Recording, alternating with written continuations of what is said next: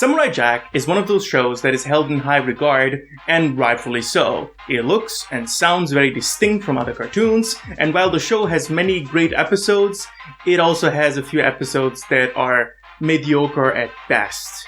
I'm not sure though what would be the worst episode, so I actually ranked all the episodes and then took a look at the 3 at the bottom.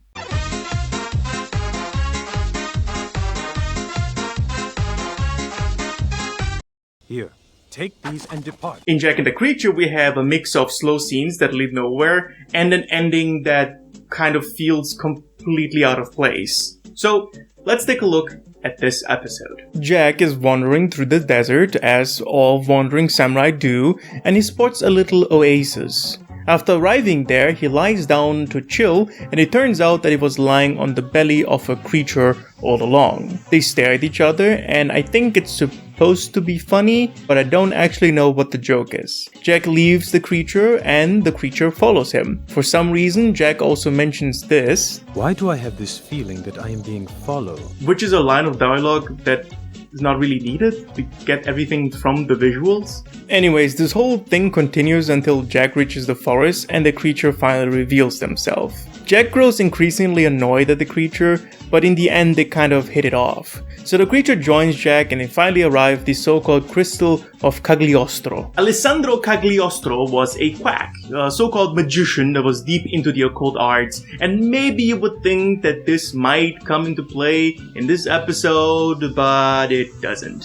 Similar to how the creature is a reference to My Neighbor Totoro, the name Cagliostro is just that. A reference. Funny enough, in the episode Jack and the Spartans, there are plenty of references to 300, but in that episode, the 300 and the Spartans is part of the story rather than just a reference. Anyways, the crystal is above a lava pit that Jack can't reach. The creature then floats over the crystal and eats it up. The episode comes to a screeching halt where Jack gets mad at the creature, he leaves the creature and then suddenly gets attacked by robots. Surprisingly enough, Jack almost dies, but the creature turns out to be a monster that destroys the robots and they both walk off into the sunset. Oof, yikes. I don't even know what the episode is about. In most episodes there's a lesson to be learned or a message, but this either has no message or there are conflicting messages. At first you would think that the one message could be that you shouldn't dismiss people just because they are annoying, like me. You could also think halfway through that you shouldn't trust annoying people because they don't take anything serious, like me. And finally, you can get out of this thinking that under every cute thing, there's an angry monster lying and waiting. Unlike me, because I'm not cute. But I am a monster. There are probably thousands of other interpretations, but they all contradict each other in some way or another. Also, the and then moment when the robots attack feel like it was barely planned out and stitched onto the episode, because Samurai Jack can't have an episode without fighting, even though there are episodes with minimal to no fights. To make the episode a little bit better, you could have the robots in the beginning hunting for the creature, setting them up to return later at the end. But this episode is a jumbled mess anyways. I don't actually know if it could fix or save anything.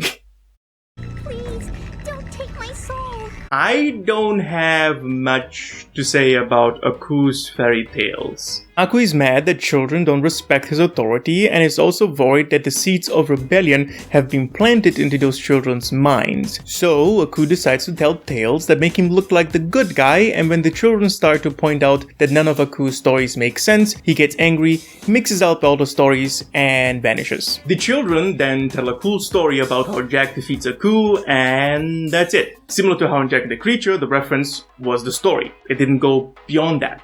It was just a reference. A good example of Jack taking something and turning it into its own thing is Jack in Egypt, where they take the jackals, the Egyptian death dogs, and make them into characters that fit into the Samurai Jack world. In Aku's fairy tales, we just have references to Grimm fairy tales, and that's it, mostly. These two episodes show one thing. When Samurai Jack, the series, doesn't have an idea what it wants to do with its reference, it turns into this amalgamation of ideas that doesn't tell a cohesive story. And when the references are baked into the story, it's mostly just fine. With all that said, let's talk about the worst episode of Samurai Jack.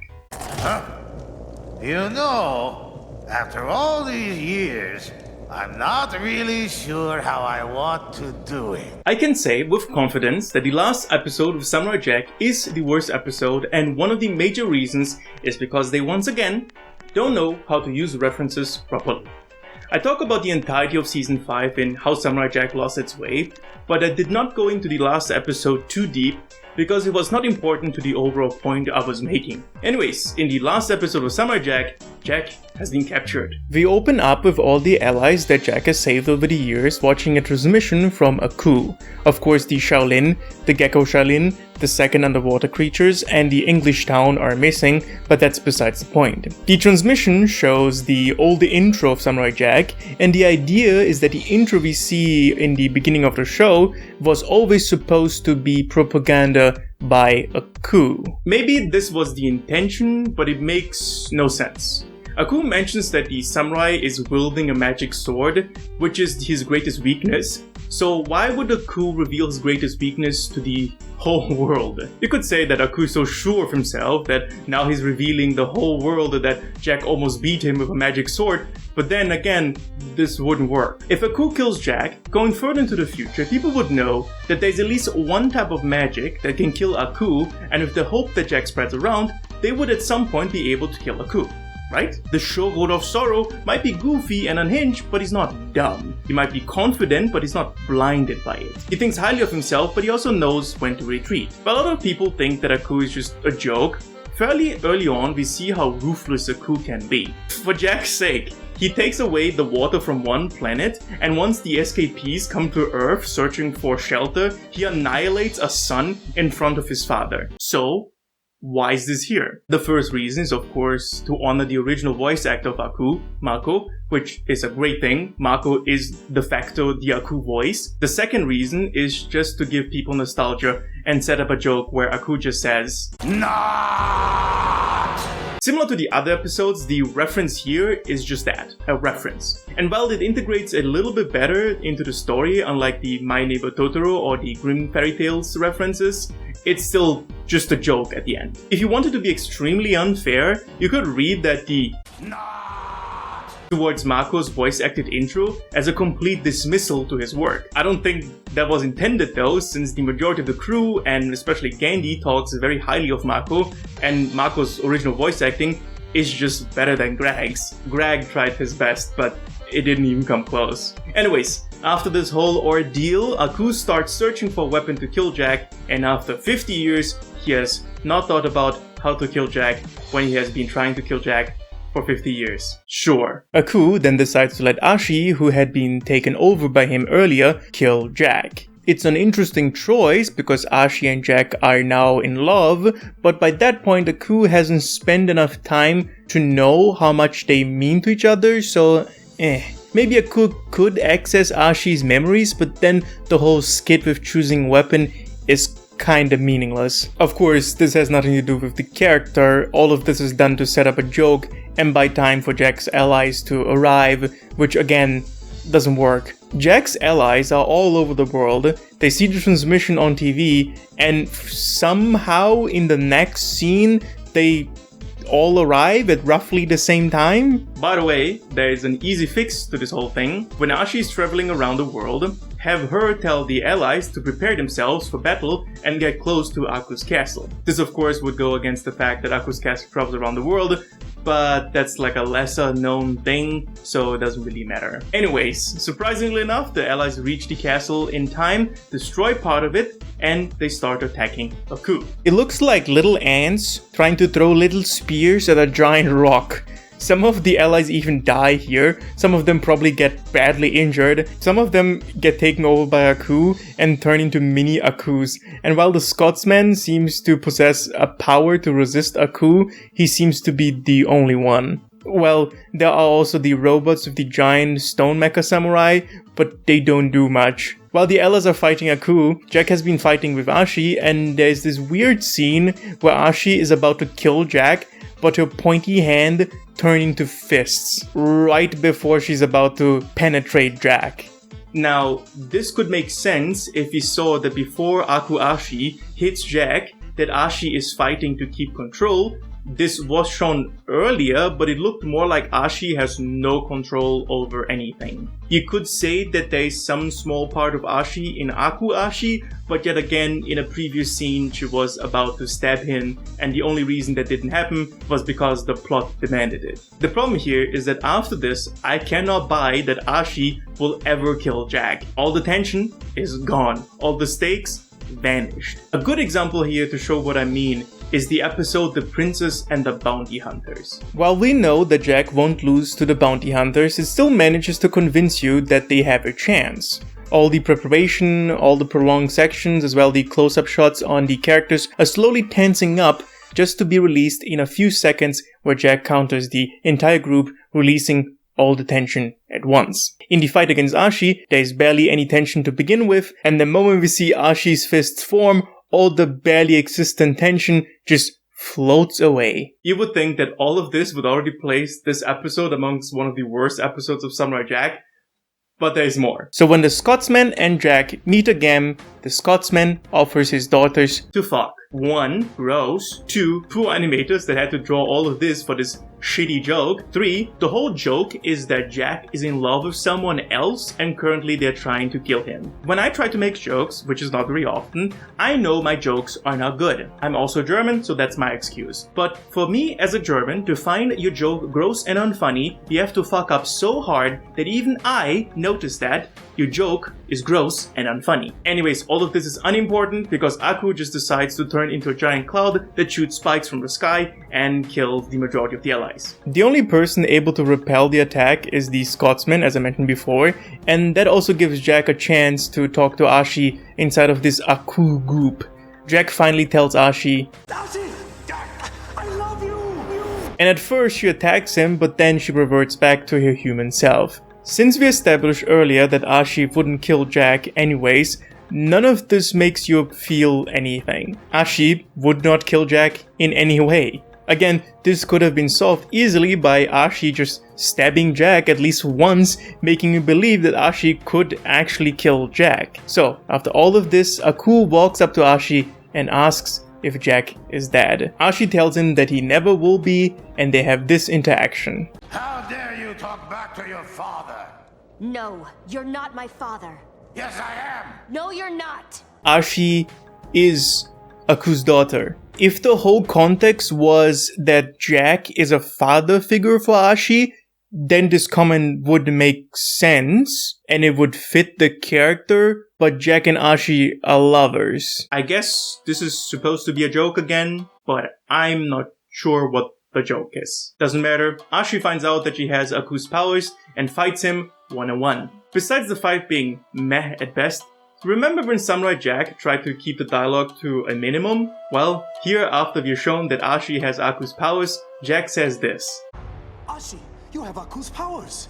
Samurai Jack always tried to keep the dialogue to a minimum, and sometimes they slipped up, but Jack was the one person that didn't spell shit out. Another thing is that the final season of Samurai Jack was supposed to be the mature one out of all of them, and this line alone couldn't be further from mature. Either the writers distrust the viewers so much that they have to have this stoic guy that doesn't use many words spout out the obvious, or they thought that the idea was so dumb on its own that nobody would believe it if nobody said anything. You could have the Scotsman saying that and it would have fit way more because he's a loudmouth dummy with a heart of gold. None of this matters though because Ashi grabs the magic sword, Aku stands around like an idiot, and they both travel to the past. And oh boy. How do I unpack all of this? Okay, first, Aku can also time travel, so he could definitely prevent them from killing him and fling them back to the future, but instead, he just says,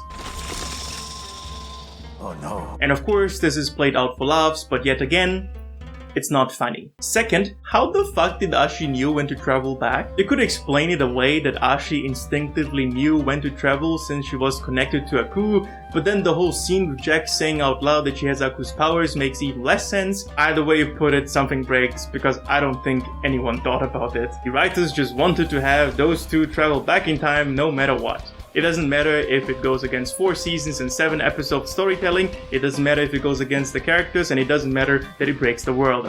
So why was this done? Coming back to the idea of implementing references for references' sakes into the story, this of course is just here because for the 5 seasons, this was the intro.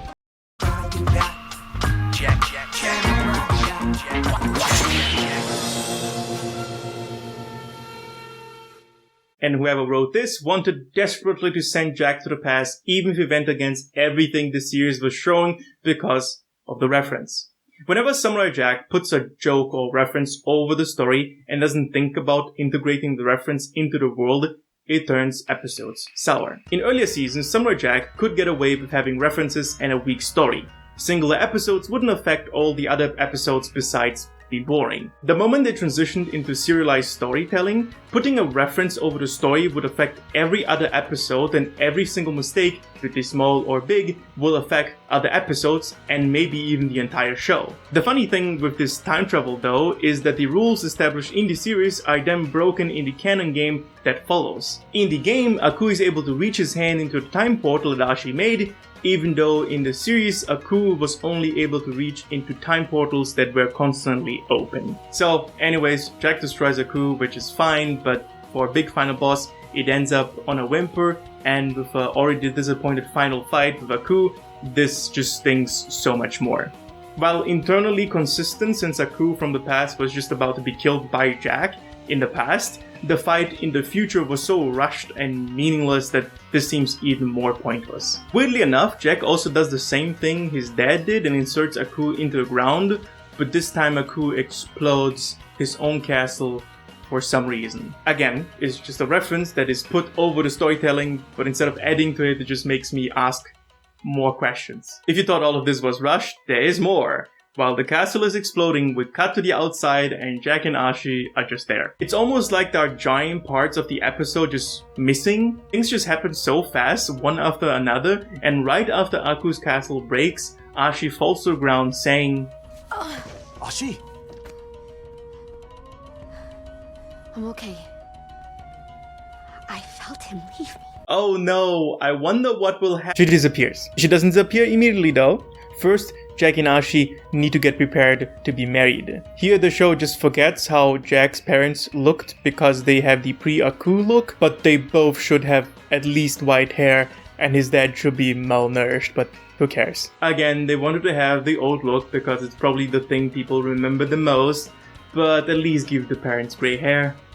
Reference over story yet again. And here I would just let my past self explain the rest. Jack and Ashi are just about to get married, and on the wedding aisle, she vanishes, lying in his arms, because without Aku, there is no Ashi. The reason why you don't do time travel to the past is because you will inevitably cause problems for your story and remove all the stakes it ever had. Original Samurai Jack did time travel correctly.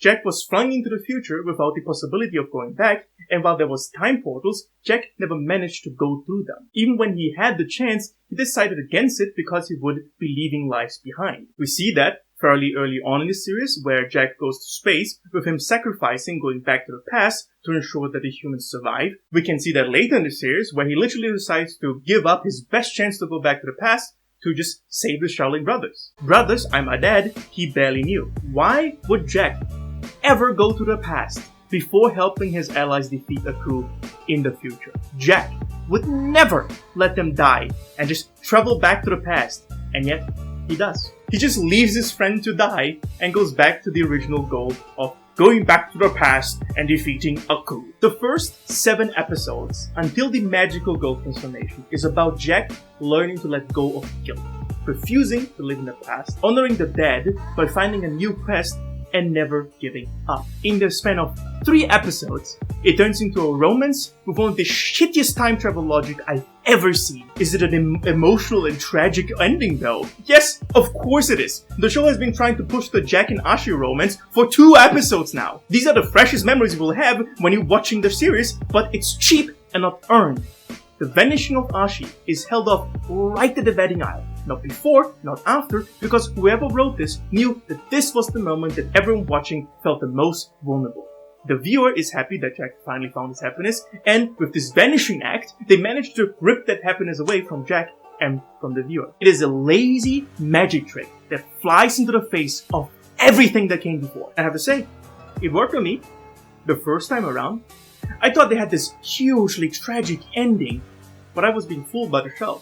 And that is why I watched all of Samurai Jack again, trying to find out why there was this nagging voice in my head telling me that something was foul. Not everyone was fooled at the time, but those voices were sparse because under superficial examination, this ending is perfect. Even after death, Aku gives him the middle finger by ripping the thing that gave him hope away. Jack was never a hero that would have a happy ending. He was always supposed to suffer during his victory, and so it just makes sense that the thing he loved the most for 2 episodes to be taken away from him. The final scene is Jack spotting a ladybug that landed on his finger and reminding him that even if Ashi is gone, there's still a future. We pull back from the scene and see now a tree blossoming. If you're not blind, you will notice that the tree's crown is formed like a heart ripped in half. What a cheap and lazy way of ending this series. After 13 years, this is the best ending someone could write for Samurai Jack? Really? Really? And with all that, I can with certainty say the last episode is the worst episode of Samurai Jack. Jack is naked, might be mid, but at least it tries. Jack's sandals might be a bit but at least you can follow what's going on. Jack in the Labyrinth might be boring, but at least it doesn't make you angry. And Jack and the Baby might be a shitty final episode for season 4, but at least it has a coherent story. No episode breaks Samurai Jack so much as the last episode of Samurai Jack. Nothing comes even close to completely massacring Jack's characters, and no episode rushes the story so hard to come to a conclusion that is both unsatisfying and contradictory to the majority of its own canon. It might look great, but so does every other episode of Samurai Jack. It might sound great, but so does every other episode of Samurai Jack. It might even feel great, but so does the majority of Samurai Jack. I also would like to feel great, so give me money on Patreon, otherwise I will stab you.